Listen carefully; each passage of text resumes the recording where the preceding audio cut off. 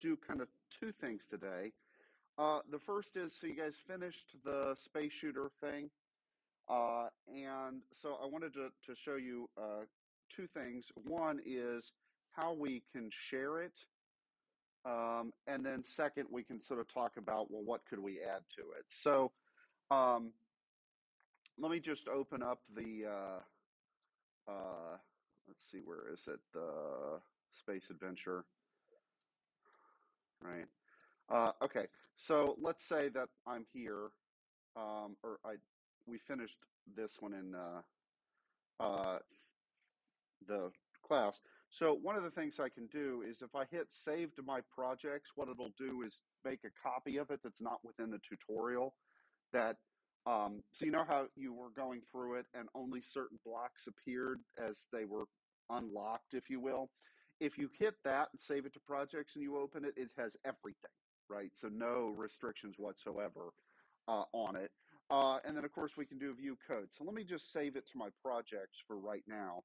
And so it's made a copy. And, of course, like I said, now I have literally everything at my disposal, as it was at the end of that particular lesson. Obviously, you do this with the one at the end of the final thing. Okay, and so we've got all of our stuff. Great, no big deal. And then if you wanted to share this, which is to say, that's basically like you also,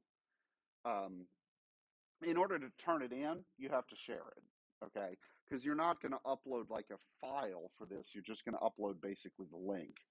Okay, so if you, let's see, where's the share button? I think it's this one. Yeah, publish your game to create a shareable link, okay? So you can give it a name, and then you can give it like a photo, like a screenshot, uh, and the screenshot can be animated instead of still if you want. And that's when, like, if people search through the library of shared games and they saw your thing, they'd see a quick description and whatever, okay? So let's say we publish it, okay? And then what it'll do is give you a URL here that you can copy and paste and submit or put in Canvas or whatever, okay? Now, you have to share it before you will even get this link, excuse me. And if for whatever reason you like unshare it, then the link will work, but it's not going to take you to the project or take whoever you give it to the project. Okay, so this is how you guys will turn stuff in basically with Maker. Okay, it's just by sharing the link, and then I go to it on the web. Okay, so that hopefully is not rocket science. Okay, so I guess the other thing, let me go back to any questions on the sharing stuff, by the way? No? I figured that'd be pretty straightforward. So, okay. So the other thing, let me go back to the skill map for this so we can kind of see where it should have ended up, right? So the last two lessons are the one about leveling up. You've also got the one that gave you kind of the fuel gauge, right? And then this other one over here, the art of darts or whatever, basically was to do a couple of things to sort of learn how arrays and lists work in order to make make it so that the projectile looks different every time you fire it. Okay, that's certainly one um, one application of arrays and lists. Were there any questions on either of those parts? I mean, it hopefully was pretty straightforward. Okay. So, what are arrays or lists? Essentially, they're compound data objects, right? So, in the same way that you could have a number, you could have a bunch of numbers in kind of organized in a list, and you could ask, okay, what's the third number in the list, or what's the fifth number in the list, or whatever, and get out that specific number. And so arrays are usually what we call it if it's a numeric data, and lists if it's like text data. Okay, so or some other thing, right? So in the case of this one, right, what was the list comprised of, or what was the array comprised of?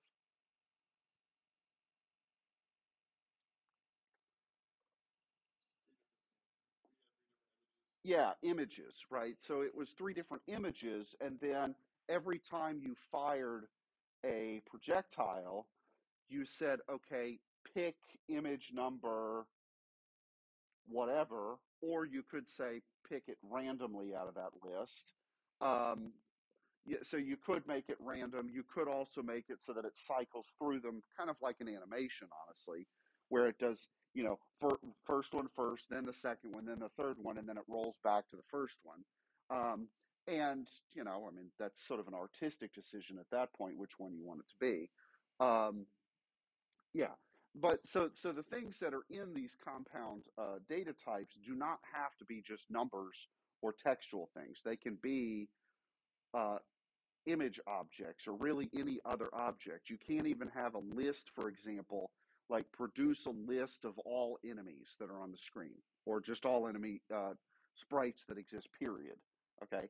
And that might be really useful because, well, like, and I guess we're kind of getting to what sort of features could we add. But one of the features we could add, and maybe some of you guys thought about this, would be like a second type of weapon that would like destroy everything that's on the screen. Did anybody think of that as their sort of idea? Or Anna, one of them? Yes? No? Okay. Well, and that's all right, right? I am kind of curious what else you guys came up with. But how would I do that, right? So if I wanted to have like a bomb that would destroy every enemy on the screen, so let me kind of come back over here to the something that's actually open. Okay. Um, then, or actually, you know what? Let me go back to the other one that has everything. Uh, so it's unlocked. So I've got everything on the bar here. Okay, so under variables, and let's go to advanced, we can have arrays.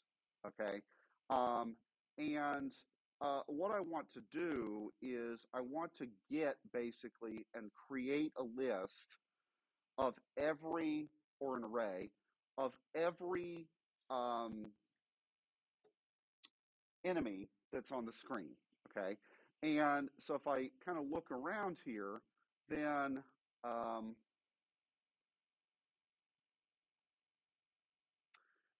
here it is, right?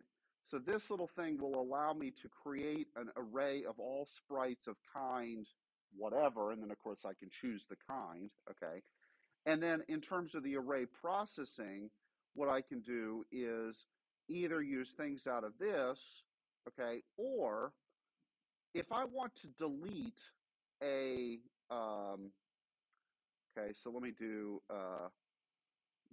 this here, okay? Um, and let me just put it, let me put in here in game, or not game, want controller.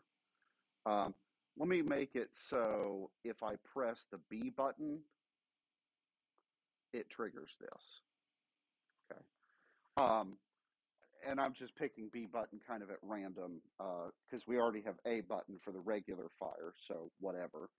Um, okay, so you see how it says 4-element value of list? Right? Okay, so what that allows us to do is basically say for each thing that's in a list, uh, you can do whatever you want, and then you remember when we did the overlapping and we had sprite and other sprite were kind of placeholders for whichever one that we're looking at right that moment. Then the thing where it says value here is going to be whichever one out of the list that we're currently working on. Okay, and the green thing, right, is a loop. So let's say that there's 20 enemies on a screen. Okay, 4 element value of, and then I would have to change where it says list here to the list of all enemies. It's going to say, okay, there's 20 enemies. I'm going to go and I'm going to do something for enemy number 1, then enemy number 2, then enemy number 3, and 4, and 5, and so on until it hits the end of the list of enemies, and then it's finished.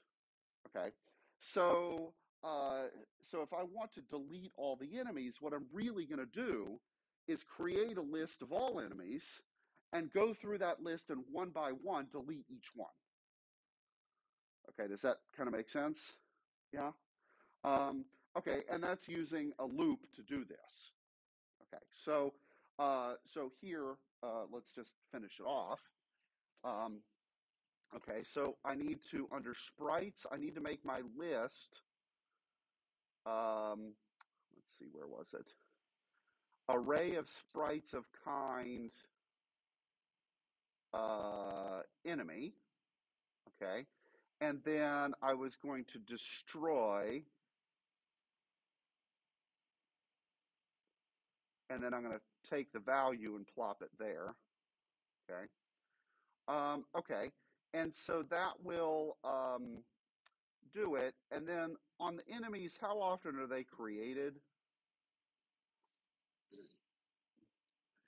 Yeah, every 2 seconds. Okay, so just for the sake of demonstration, let me quadruple that rate so that there's going to be enemies all over the place, right?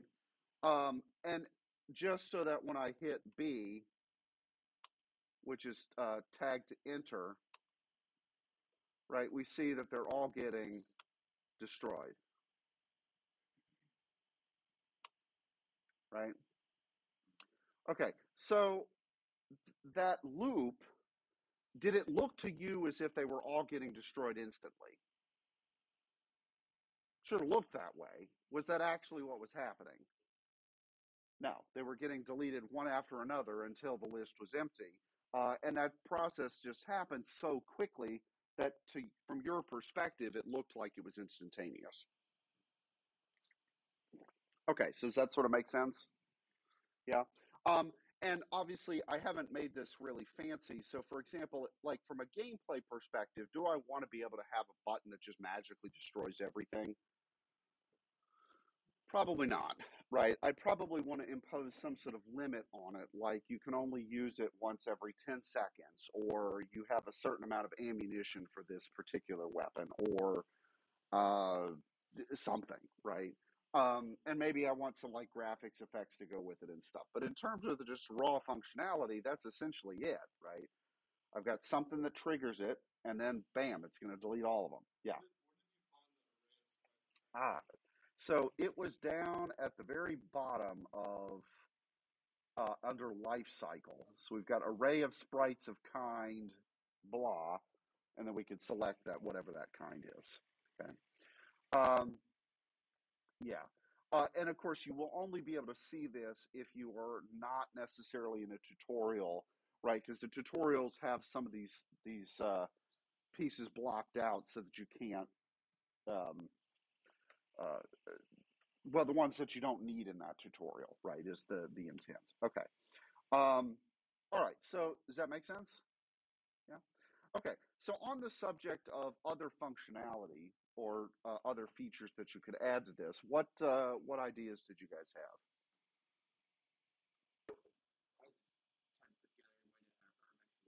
have? Okay. And how?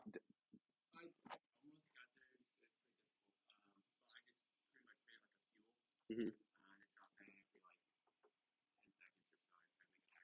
And if you touched the overlapped that power up, then you got an extra life. Okay. What other ideas?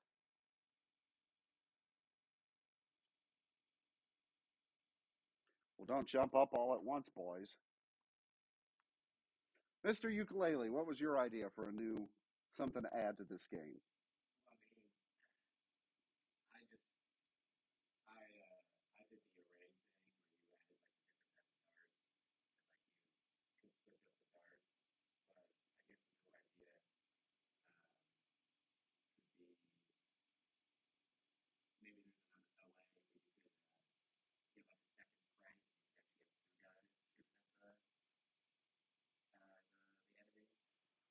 Okay. So how would that work? How would you control them?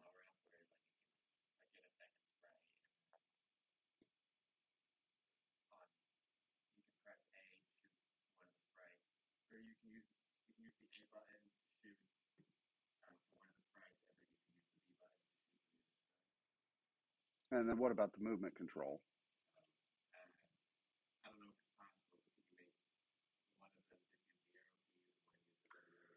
Uh, yes. Okay. And the way that you would actually be doing that is you would have basically, you treat this as having two players. Uh, where, well, okay, from the game's perspective, it'd be like having two players. Okay. But the challenge with that is going to be that if you have multiple players, what keys get bound for each player. So the A key for player one is not the same as the A key for player two, which could cause just kind of irritation if it's just one person trying to do both. Um, yeah. Okay. Um, other ideas?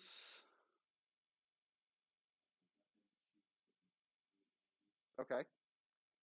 So we've got the weapon that shoots just straight ahead, okay? And let's sort of look at how that worked again, right? What did we say?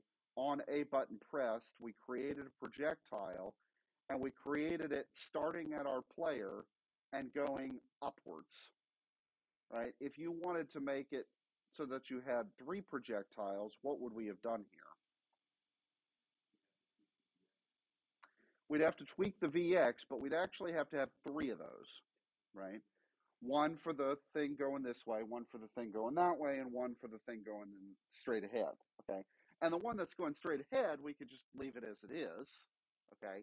And then the other two, we'd have to tweak the VX, the velocity in the X direction, so that they were going sort of sideways, but not like only sideways. Right. And exactly what those numbers are, well, you just have to tweak it and kind of, see what looks good. Okay. Um,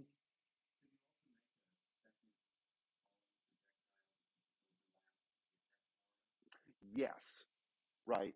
And which is the same way that how did we do the fuel, right? So how did the fuel mechanic work in that thing?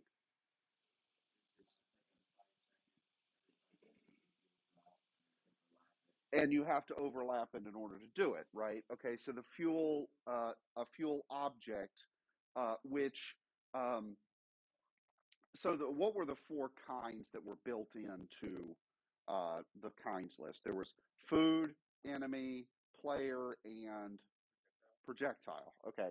So there, for example, food, right? Okay, whatever.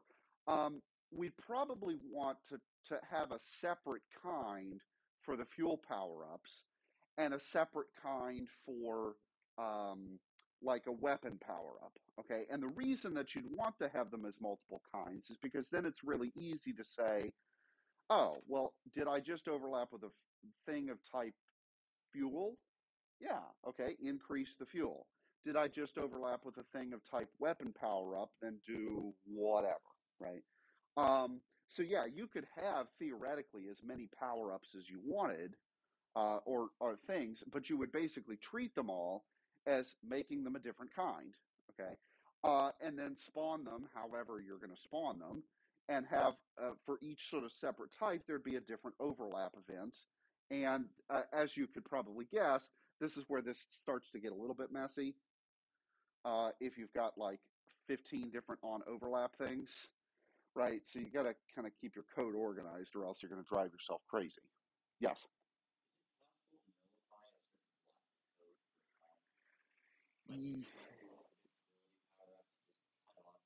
Yes. Okay. So let's talk about how we might do something like that.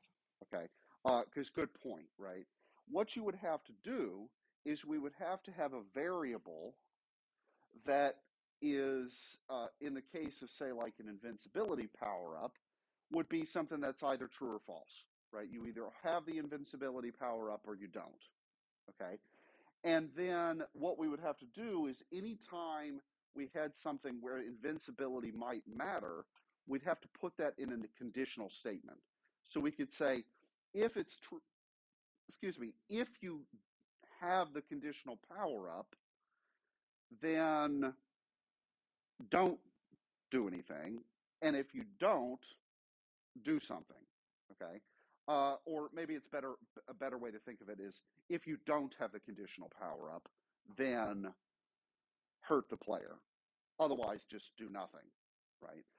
So actually, let's just go through and do that real quick, because that the variable thing is sort of a good idea. Okay, so let me do this. Let me just before we move on to this, I'm going to just use the B button to trigger it for sake of demonstration. Okay, to turn on or off the invincibility. Any other questions though about this sort of array of enemies where I did the destroy everybody thing? Does that kind of make sense? Okay. All right. So let me remove this and let's talk about the Mr. Kennett's idea. Okay. So let me make a variable here. Okay. And let me make this variable. I need to make a new one. Okay. And let's call this invincible. Okay. Now, there's two things that I need to do. The first is that variables need to get initialized. Okay. And so if I've got a variable that's going to represent whether or not I do or do not have the invincibility power up, I need to make sure that when the game starts, I set that thing to some appropriate value. Okay. And the way I'm going to think of this one is, I'm going to think of 0 as representing that no, I don't have the invincibility, and 1 that I do. Okay. Okay. So is that okay? All right. And then let's do on B button pressed. Let me put down 2 of these sets.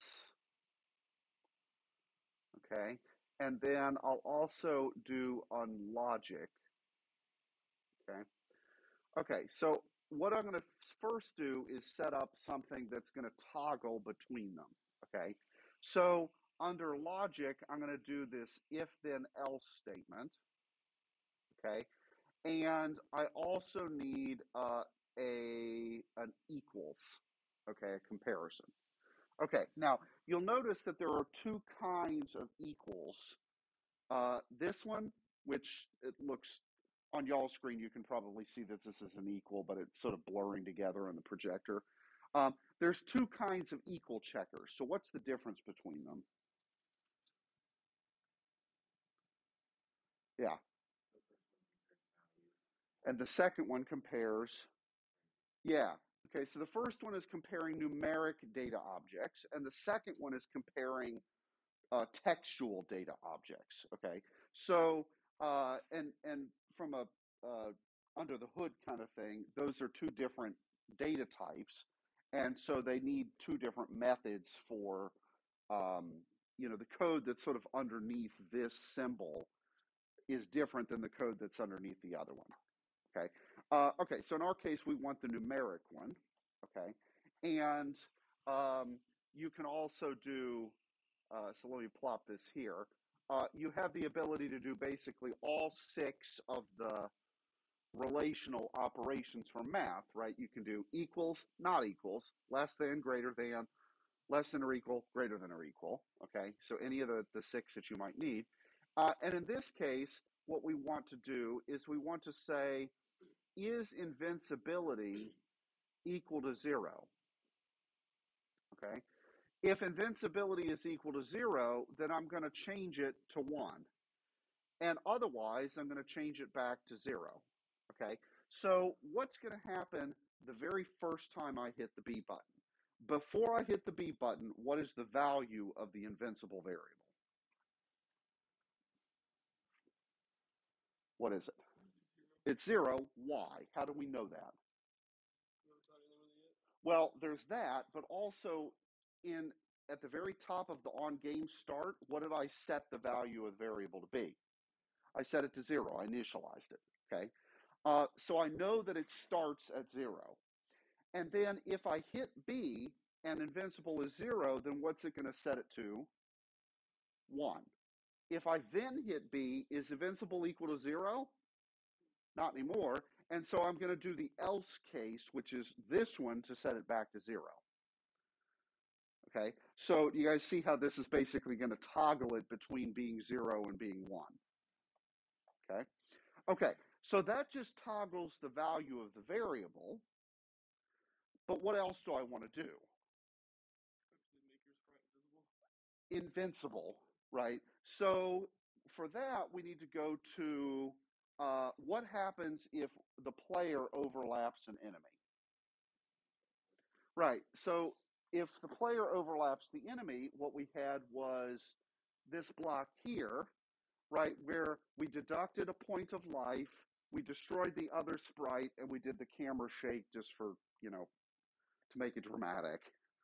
Okay, and so do we want to do those three things? Not necessarily. So under what condition do we want to do them? Only when invincible is equal to 0. If invincible is equal to 1, we want to skip over that little chunk of code.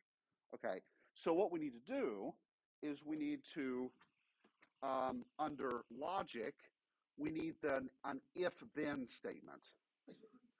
Okay, and then all of, oops, I put it in the wrong spot. Sorry. So I need to scoot this up to make some more room. I need to put this here, and then I need to put all of that stuff inside it. Okay, and then what is the condition?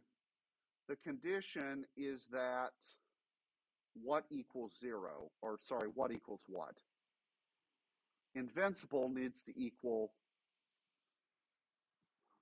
0. Okay, why not 1? Yeah, okay, so it just depends on which way we want to think of it, right? Do we do this? So I could have changed that to not equal to 1,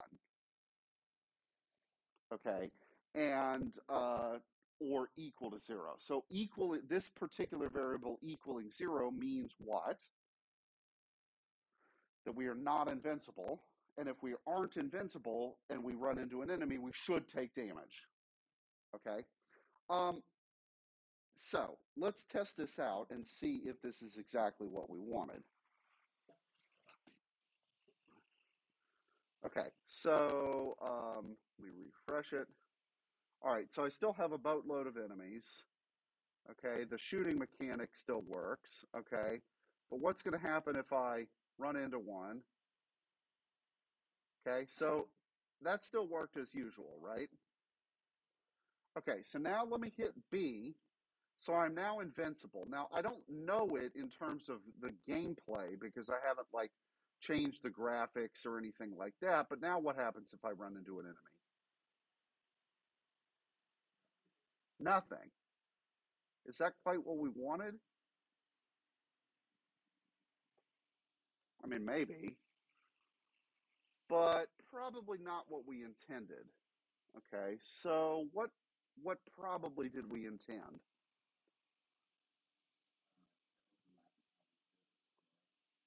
Yeah, it should still destroy the enemy regardless. It just shouldn't damage you or make the camera shake. Okay, so did I actually want an if conditional here?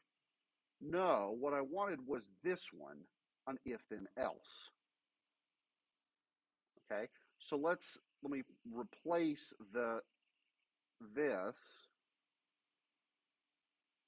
with this, and then this stuff goes in the conditional there. Okay, so the else case should be what?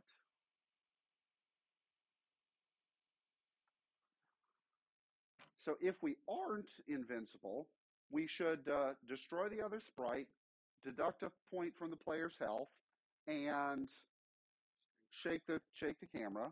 Okay. If we are invincible, and we run into something, what should happen to that other thing? It gets destroyed. But we don't deduct health from the player. We might want to shake the camera still, right?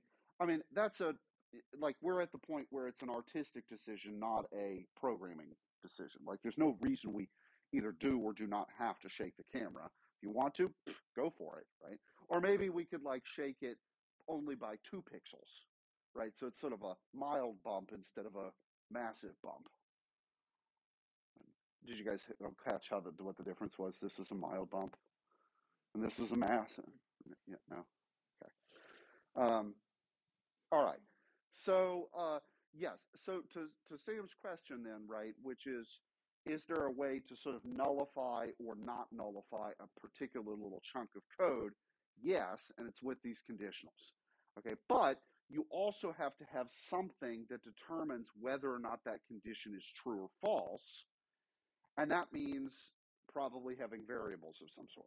Okay, so for example, uh, somebody mentioned having a power up where you could get more health, right?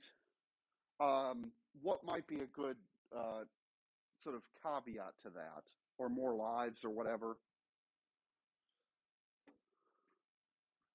So, what would happen if you were really, really good at this game and you kept getting those health power ups and kept blasting the enemies? Well, yeah, okay, great. But do you want it to be the case that the player can get like as basically as many health points as possible? Probably not. So you might want to have sort of a cap on it. So you could say something like, if the player's health is less than 10 and he touches the health power up, uh, add 1. And otherwise, don't do anything. So what would happen when the player does have 10 health points? Nothing. He would stop getting health points. Okay. And maybe you want to do that. Okay. Now, that said, that limit of 10, I mean, I just picked that number kind of out of thin air. Um, does that have to always be the same number?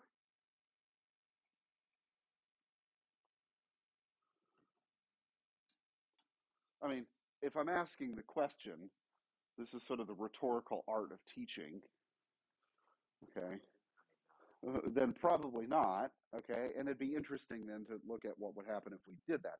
Okay, so what would be an example of where the maximum number of health actually could be a variable quantity? Like a game example, yeah. Exactly. That's the one I was thinking of, right? Where when you start a game of Legend of Zelda, really any of them, how many heart containers do you have? It's like 3 or 4 or something, right?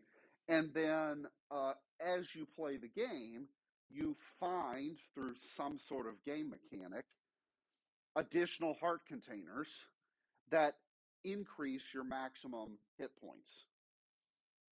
Okay. Um, and now that the details of that differ from game to game. So, for example, in uh, like, well, let's see, you guys, who's played Breath of the Wild? Yeah, it's pretty amazing, right? So Breath of the Wild has sort of an interesting mechanic in terms of the increasing your health points because so what is that mechanic? So what do you have to do in the game to huh? Yes, on the Switch. Or actually was there a Wii U version of Breath of the Wild or just Switch? Okay.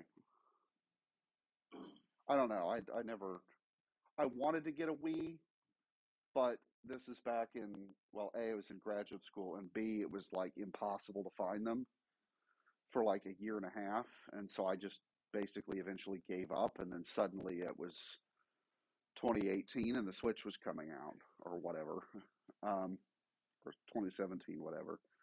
I actually waited. I think it was maybe about a year after they released it before I bought one. I came back from sabbatical and it was like, I really like having guys over for dinner parties, and you know what would be more fun than bringing them over for my awesome cooking? bringing them over for my awesome cooking, and then destroying their asses in Mario Kart. Okay, so yeah. So I, got Mario Kart and Smash Brothers, and some of those, and Mario Party, some of those social games because they're a lot of fun. And then a pandemic happened, and haven't been able to do nice things. So anyway, okay. So the heart mechanic in Breath of the Wild, um, Gerard, did you say you played it? Yeah. Okay. So what's the mechanic there? How do you get more hearts? So you have to go complete shrine, and once you complete a shrine, you get you collect 4 spirit orbs, you take them to The the temple, goddess statue, right? and you get to choose to trade in 4 spirit orbs for a heart container or a stamina.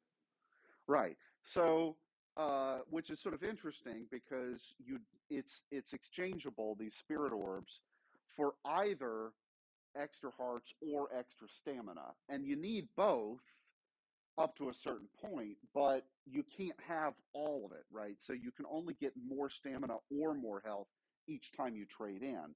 And so at first, you're probably kind of alternating between the two, but there's advantages in the long run for having more of one versus more of the other, and also disadvantages, and you kind of have to balance those trade-offs. Now, in the game, there's what, like 100 and something, yeah, of these shrines. Okay, so if it's a 4-to-1 thing, you can get like what, 30 power-ups, right? And it's up to you to decide how to divide those between health and the stamina, maximum stamina, um, which is interesting, right? That there's that choice mechanic to it, um, and then there are certain places in the game that are more easily accessible if you have lots of stamina. And of course, if you have more health, then that makes the combat parts of the game easier, right? So you're basically giving the player the choice as to, which part of the game do they want to have extra difficulty, um, which is, yeah, interesting. Now, in other Zelda games, right, you just find the heart container and that's that, right? Like there's no choice in the matter. So what other Zelda games have you guys played, just out of curiosity, besides Breath of the Wild? Okay, Ocarina of Time, Skyward Sword. I'm sorry, Majora's Mask. Oh, Link to the Past. That was my favorite because that was the first one I really played. Um, yeah, Link to the Past on the Super Nintendo. Oh, that was a game.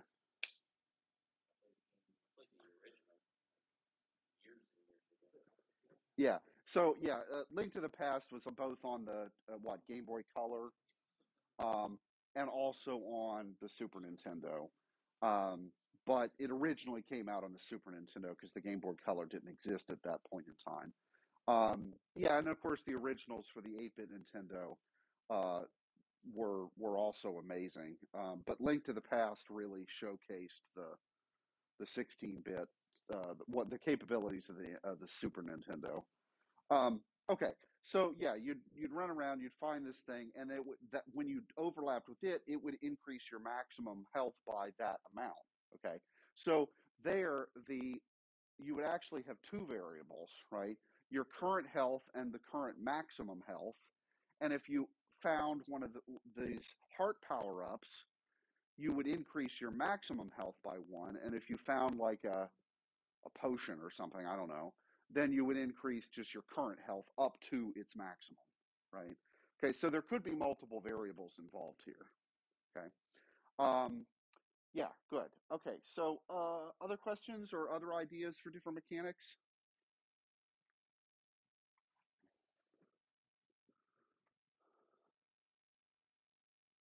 Could we make it so that instead of pressing the button B, we could actually see the power up for invincibility? Oh, yeah, totally. Right. And so how would we do that? We'd have to make a new kind. Okay. That would be, and so to make it like, I'm sort of imagining Mario here, right? Where it's the star that you have to touch in order to get the invincibility. And then maybe on the subject, because that actually brings up another point. Um, Here, just for sake of demonstration, I coded it so that the button B made it toggle between being invincible and not, right? Essentially, I programmed a cheat into the game. And from a development perspective, that's a great idea, right? So cheat codes in games mostly exist for the developers to test things. Okay, and then why is it they still stay in the game? Usually it's because they forget to remove them. Okay, or because they deliberately forget to remove them, and then it's sort of this word of mouth thing, right? Now the internet, of course, has ruined this, but when I was growing up, like, how did you find out what the cheat codes were in Doom? Yeah, I mean, there were codes you had to do, but how did you find out what those were? Yeah, your friends found out. It was in some magazine. The dude that works at the game store in the mall happened to know it. You bought a book. Well, sometimes, yeah. That like, and I want to say, which game was it?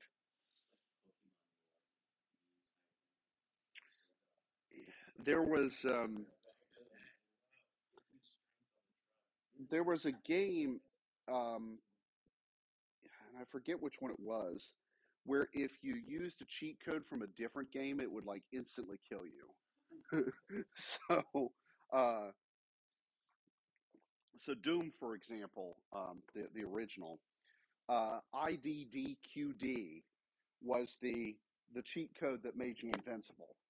Okay, and IDKFA gave you basically all of the weapons, and the fact that I still have these things memorized is kind of hilarious. But yeah, anyway, and there was one that would allow you to clip through walls. That was IDSPISPOPD, of course, right? Uh, so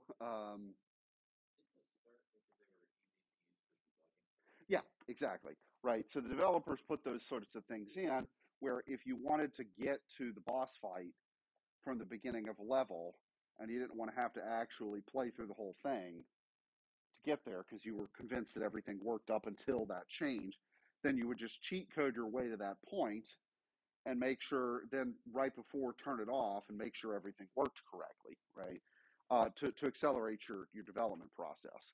And then if you just leave those things in the game when you ship it, either because you forget or because you forget, then yeah. So Easter eggs and cheats and things like that have been part of gaming history for almost its entirety, right?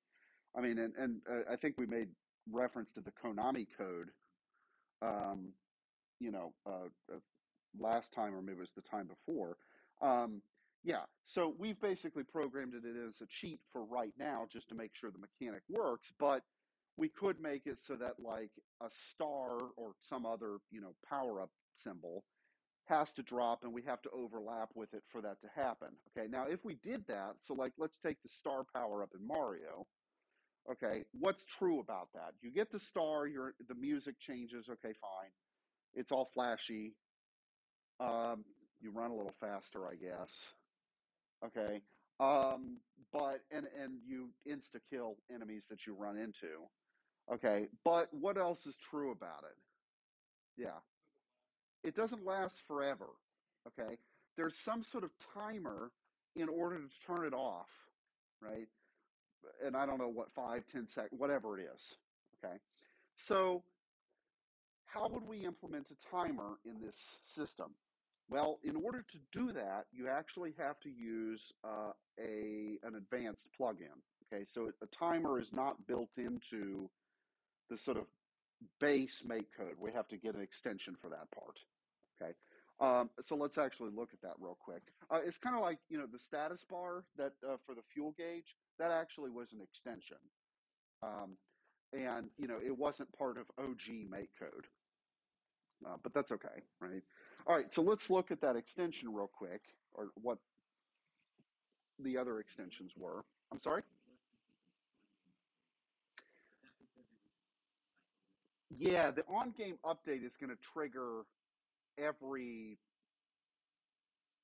right. So, okay, I see what you mean. So, if we had multiple of these on-game updates, that would be a bad way to handle it. Okay, and the reason is, if we had like 10 of these on-game updates, it's going to start to bog down the execution here.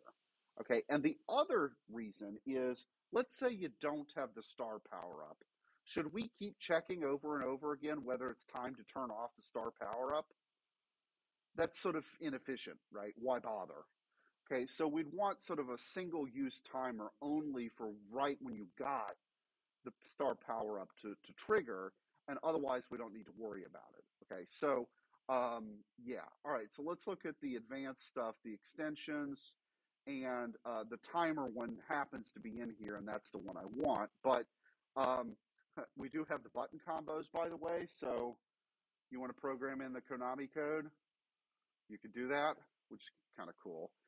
You could also use this for like, especially in a multiplayer game like Smash Brothers or Street Fighter or Mortal Kombat kind of thing, where like, to do like a certain kind of spooper move, you have to do like down, then forward, then the B button or whatever. I'm just making stuff up, but yeah, we okay. All right, so let's see where the timer stuff is. Here it is. Okay. All right, so let's add that in and let's see what all we've got. Okay, so under timer, okay. Um, then we've got these things, and I should actually, let me go back to the extensions menu just for a second, because um, for some of these extensions, it's not necessarily obvious what every function does, and how would we figure out how it's supposed to work? So I know as men, we are genetically predisposed to never read instruction manuals. Okay, that thank you for reinforcing my point, right? So you get your thing home from IKEA, and then what? Yeah, it comes with a piece of paper, but come hell or high water, you're not going to use that piece of paper um, because it's got too many umlauts on it, right? Because it's IKEA, right? Uh, anyway, right. So yes, we could just kind of futz around with it, and for most of the time that's okay. But let's look at the documentation here for this, and the documentation is going to give us some example code, and then also kind of demonstrate the functionality of that and how it's going to work. Right. So basically, read the manual. Right. Now, I found for some of the extensions, the manuals are more helpful than for others. Um, in which case, then you just have to futz with it, right? And there's sort of no option. So, things being sort of experimental and just having to mess with it and see what's going on. There's not really much choice there, guys. Sometimes you just have to do it. Okay. Um, and then in particular, if we figure something out, then like the cheat code, we got to share it with all our friends, right? So that we can kind of all learn from it. Yeah, Sam.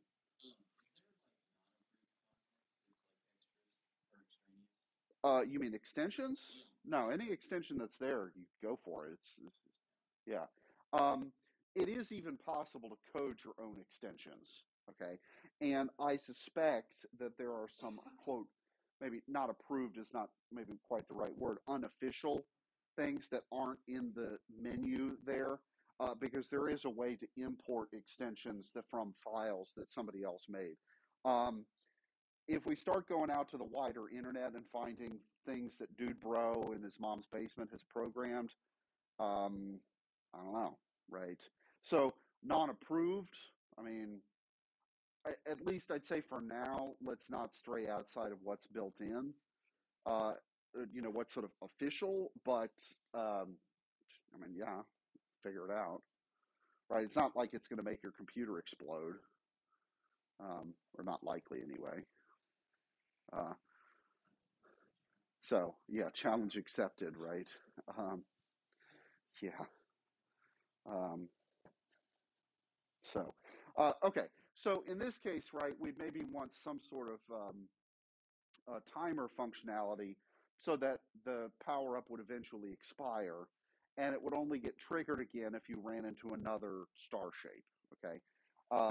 And if you made the stars sort of spawn pretty sparingly, then this would be, a good game, because you want a game, right? In order for a game to be fun, it needs to have a challenge, but that challenge needs to be not too hard, not too easy. And getting things like the star, which temporarily makes the game easier, right? That's kind of fun, but you don't want to be spamming that to the player over and over again, because it wears off the novelty of it, right? So if you think in like Mario, for example, how often do you get one of the stars? Yeah, it's like at most once per level, and probably not even every level. Um, so yeah. Now, for testing purposes, you might ramp it up or something so that you can just make sure it works correctly. But yeah.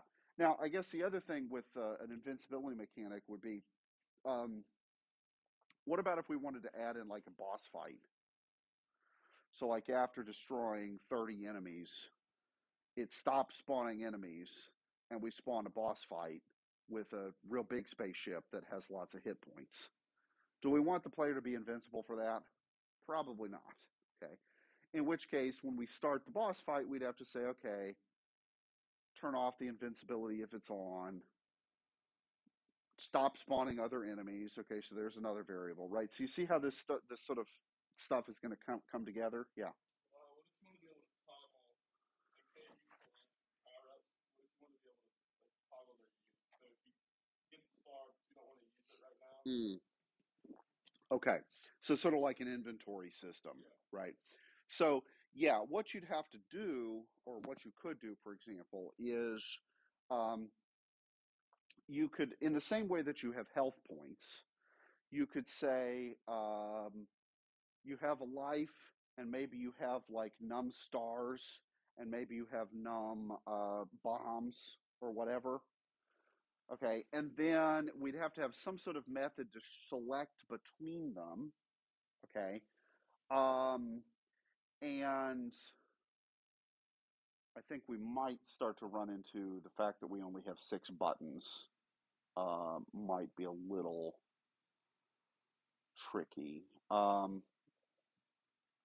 Well, okay, I guess maybe what you could do is if you hit B, it could pause the game, pop open a little menu, and you could then maybe use your arrow keys to select between a different icon, and then when you hit B again, it would activate that thing. That'd be a little complicated to program, but you could do it, yeah. Um, or if it were something like, let's say you were programming more of a turn-based game like Final Fantasy, the battle modes, where what can you do in Final Fantasy, or I guess Pokemon? I don't know. I don't know how Pokemon works because I never played it. Right, you've got, when you go into a battle, you've got a menu of sort of choices, and your cursor, like your arrow keys, no longer are going to move you around on the map, but instead allow you to select between which of the things in the menu: attack, capture, flee, use power up, whatever. So you could say, okay, move the arrow down. All right, use power up, hit a button, sort of like enter. Okay, and then select which power up and hit enter, and then it would do whatever, right? So yeah, you could do that. Um, if, for example, in uh, like let's say in Mario, okay, what are the controls in regular original Mario? You've got your arrow keys, or and then there's a jump button, right? Are there any other controls besides those? Uh, Maybe not the OG. yeah, I'm trying to remember which one it is in the OG, or if it's just you hold over. But there's also the button that allows you to, if you've got the fire flower, shoot, right? But we sort of have the same problem that you would with original Mario, which is you only have, well, okay, an original on the original Nintendo, you actually had 8 buttons because you had the start and the select button that you could use too. We don't have those, right? We only have up, down, left, and right, and A and B. That's it. Okay, so we're fresh out of buttons.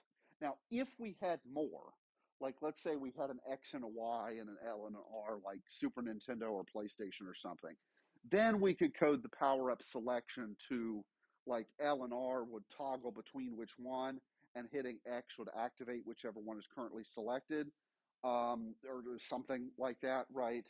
Um, so, uh, yeah. Or maybe we could do some sort of button combo, like if you hit A and B together or something, then maybe it would activate the power up. We'd have to experiment with that. But yeah, What if like a fighting game? Could you code or could you somehow integrate like BA up down as a combo?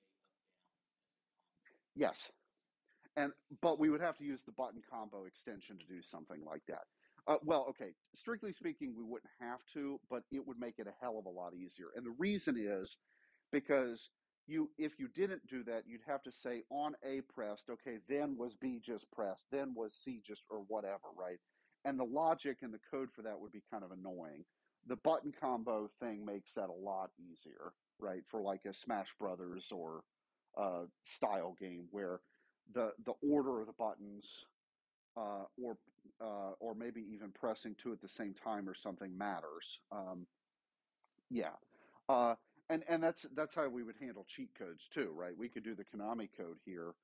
Well, not the select start part, but right, we could do our own Konami code basically if we wanted. Um, right. Okay, so let's see, where were we? So the extra mechanic thing, right? Any other ideas there for what we could do? We've talked about a lot of them, a lot of different possibilities.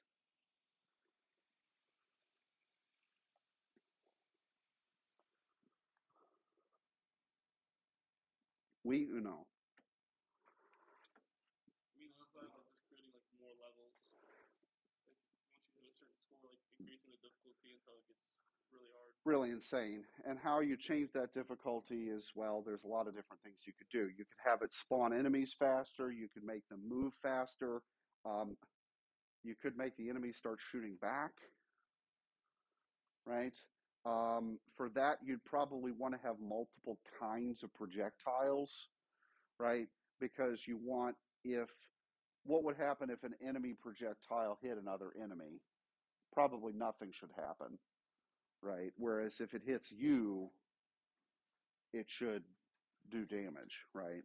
Um, the multiple levels thing, yeah, and in fact, so don't use that one, because we'll come back to that idea next week. Um, but yeah, so we've got a lot of different ideas. Yeah, okay. So what I want you guys to do for Tuesday, is code in some of these extra mechanics. Okay, and I'll post an assignment to Canvas where you'll submit this. Okay, so the starting point for this is, of course, the finished space shooter, right? It has everything that's already in it. And then you're going to add some functionality to it.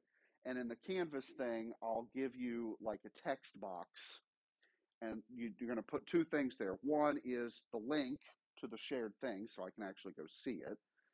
And then the second would be a description of what you did, right? So that I can read it and know, okay, if I hit B, this is going to happen, or I know that I need to wait until I've destroyed 10 enemies for something to happen, or whatever it is, okay? All right, so does that kind of make sense? Yeah? Okay, so, right, good.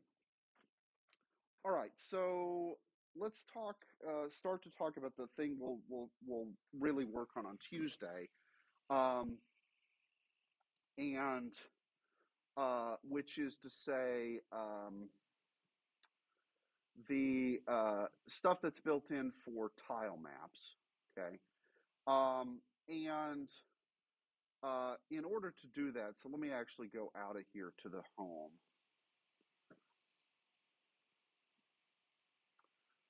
Um, Okay, so in this particular game, the space shooter, right, we had a background that was sort of a fixed image, and it scrolled a little bit to make it look like there was movement, but essentially there wasn't, like we weren't walking around in a world. Okay, so if we take a game that's, say, more like Zelda or Mario, okay, and so let me just go back out and let's just take an example of one of these. Um, okay, so let me just let's just play this one.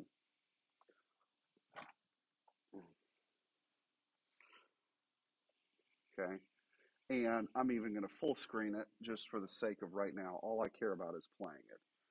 Okay, move to the left and right with buttons, jump with the up or the A button, double jump by pressing jump again, right? So I can do a double jump, and you see how the camera shook, right? That was kind of cool. And you see there's like these cloud things going on, right? So, and I just jumped on a dude, but what happens if, ow, right? So there, that gives us, and if we started to look at the code for this, what would we see? Well, is it just about overlapping the object, whether or not I take damage or it destroys it? Yeah, it's not only if I'm overlapping, but how I'm overlapping, and that how is kind of interesting, right? So let's just keep playing this, and uh, ooh, next level unlocked. Ooh, okay, so we've got multiple levels. And I'm little Mario, so I can't jump up, and that's too much, so I have to, right? Right, so the brilliance of the very first game in Mario is that it teaches you how to play the game. Um, oops. Oh, well, crap.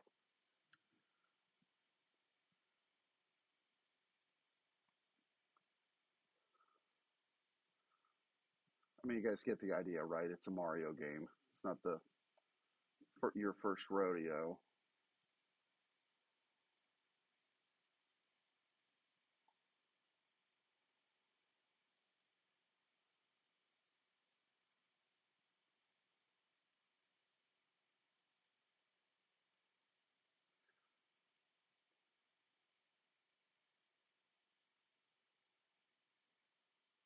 Okay, right? And so there's more levels, and ooh, okay, which is kind of nice. Oops. Oh, that sucks.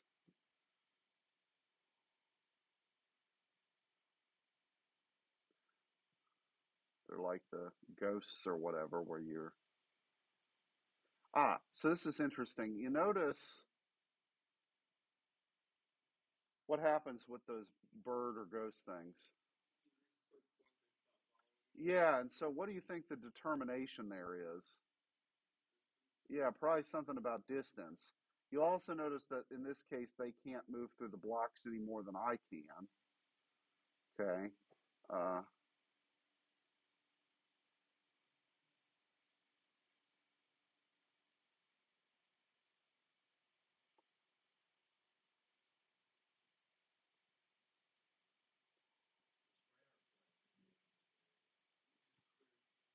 the sad face. Yeah.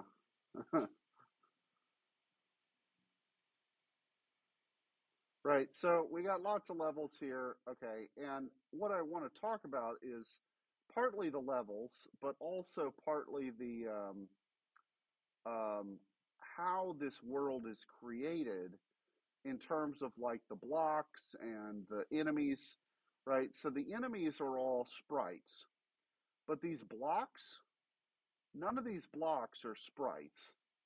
Oops. And if I didn't suck, I probably could get up there. Okay, so I won. Yay, how exciting. Okay. All right, so let me escape from this and stop it. Okay. Because in particular, what I want to sort of look at is what are the different assets that are in this game. Okay, and we've got a lot of them, right? So there's sprites, right? So the coin and the coin animation, right, that to go with it. We've also got our player in a whole bunch of different animated states, okay? But the stuff I really want to talk about, so we've got here the block, right, the brick. There's also the little flag thing, okay? But in particular, let's open up this, okay? This is a tile map, okay? So a tile map, we have tiles from that we can create or that come out of the gallery, basically the pre-made assets. And essentially all we're going to do is paint this thing. So I could put another block here, right, or wherever, and then that's it, right? I can put them wherever I want. Now, the other thing though is, so you notice how, like, what's the difference between this block here where my mouse is and this block up here? What do you guys notice about it? Yeah, it has a black border and the other one's kind of got this pinkish border. Okay, and there's a reason for that. So if I click this button here and I then click on that block, it applies the pinkish border to it. Okay, and so what's the difference here? Anything that has the pinkish border or has been sort of highlighted pink is solid, and anything that is not solid. Okay, so you'll notice that the floors all have, I mean, it maybe isn't very obvious from the on the projector, the floors are all actually kind of tinted pink, right? And the tinting and painting them pink means that they're solid so that we don't fall through the floor, okay? And same thing with the walls. Now, you can actually turn off on a tile by tile basis whether or not it's solid or not, okay? Which, why might you want to do something like that? Like have something that's solid and then not solid. Yeah, secret thing where it looks like there's a wall there, but it's really not. There's plenty of those in Mario. Yeah, water, which probably would be go through all the time, but I don't know. Maybe you could have like it ice turned to water or something. Yeah. I know, like in one of the Mario games, if you stay on the platform for too long, you fall through or like it'll collapse. Right. Um, or you could do something like a door, right? Where like when you right now it's solid, but when you do something now it's not solid and it maybe looks a little different, so it looks like it's open, right? And like I said, you can do that on a tile by tile basis. So, um, you know, if you know the coordinates, and you do know the coordinates because you made the tile map, you can turn off or on that property. You can also change what tile appears at a given location, um, or destroy a tile. So, for like example, in regular Mario, what happens when you hit a brick? Right, and it just sort of bumps if you're little Mario, and maybe there's a coin or a power up in it, right? Just depending on what it is, right? So you can do all of those sorts of mechanics too.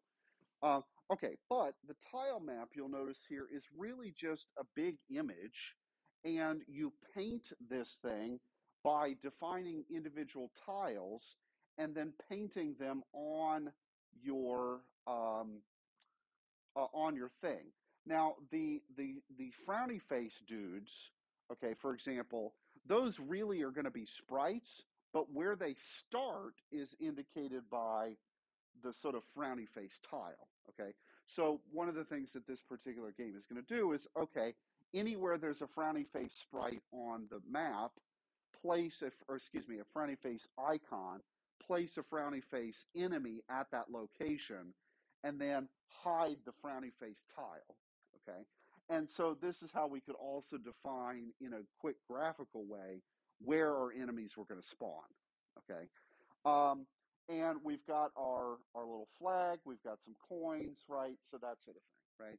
So this is exactly how Mario would have gotten defined, is with a map that basically says, okay, at coordinate blah blah, what object is there or what tile is there. And then the tile itself is a separate piece of art that gets plopped into place. Okay, now, what size can these tile maps be?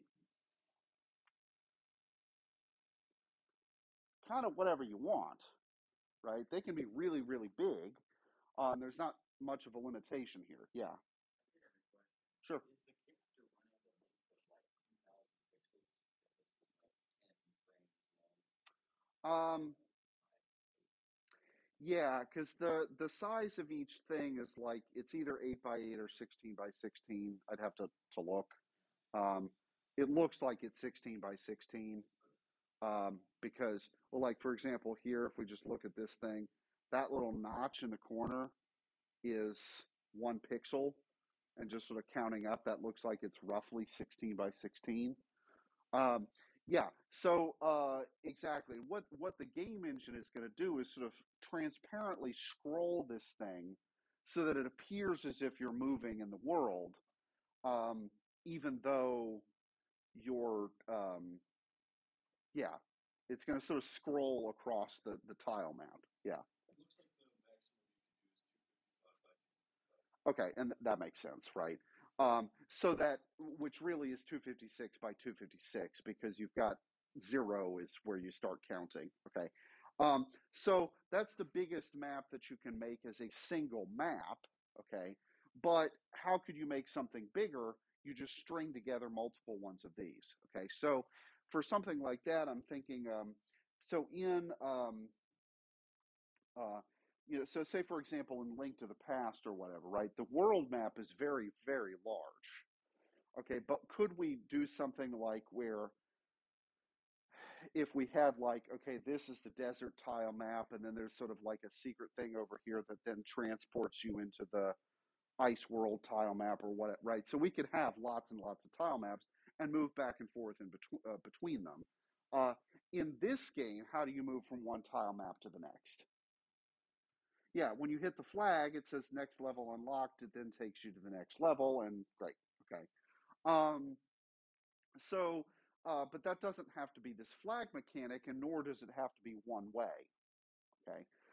So you can have as many of these things as you want. In the shape and size can also be kind of whatever you want. In Mario, they were really wide but not super tall in most of the maps.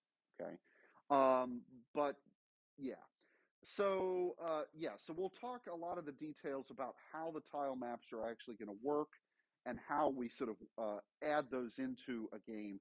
And basically, what we'll do is sort of the same thing with the space shooter, but we'll do a different set of tutorials that are sort of focused on more of a platformer type game. Um, and then yeah, we'll continue with that. Okay, so does this kind of make sense? So yeah, so the next, what we'll do on um, Tuesday is start to look at this tile map, the Mario type game. You guys will finish that tutorial, then add a mechanic, and then we'll start doing bigger projects. Okay. When are we gonna talk final project? In the not too distant future. Yeah.